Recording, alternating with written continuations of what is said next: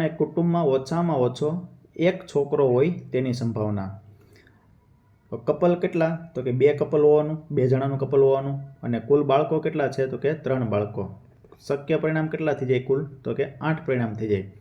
8 પરિણામમાં માનો કે બેબી હોય, બાબો હોય, એને હું H કહું, અને બેબી હોય એને હું T કહું. તો આપણે 8 પરિણામ ક્યાં ક્યાં થઈ જાય?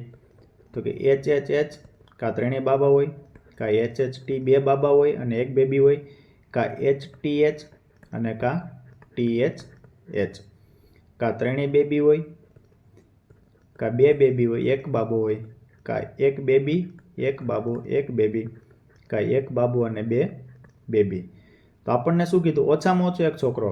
કે એક છોકરો હોય તો ચાલે, 2 છોકરા હોય તોય ચાલે, 3 છોકરા હોય તોય ચાલે, પણ એક કરતાં ઓછો હોવો જોઈએ નહીં. તો અહીંયા એક છોકરો છે, અહીંયા છે, અહીંયા છે, અહીંયા 2 છે, અહીંયા 2 છે, અહીંયા 2 છે અને અહીંયા 3 છે. તો આપણી પાસે સાનુકૂળ પરિણામ કેટલા થઈ ગયા? કહેવાનો મતલબ કે આપણે જે જોઈએ છીએ ઓછામાં ઓછો એક છોકરો, એવા પરિણામ કેટલા થઈ ગયા? તો કે 7. અને કુલ પરિણામ કેટલા હતા? તો કે 8.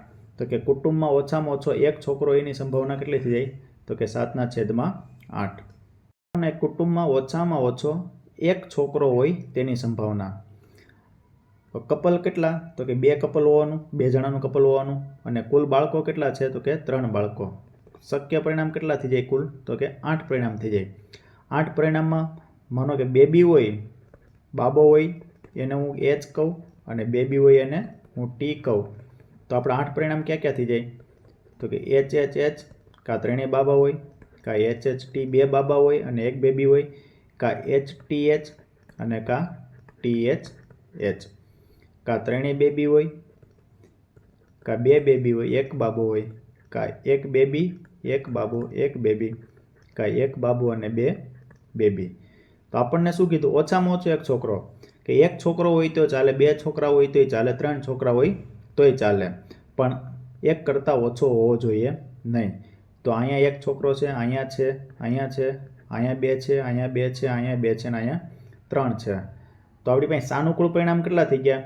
કહેવાનો મતલબ કે આપણે જે જોઈએ છીએ ઓછામાં ઓછો એક છોકરો, એવા પરિણામ કેટલા થઈ ગયા? તો કે 7. અને કુલ પરિણામ કેટલા હતા? તો કે 8. તો કે કુટુંબમાં ઓછામાં ઓછો એક છોકરો એની સંભાવના કેટલી થઈ જાય? તો કે 7/8.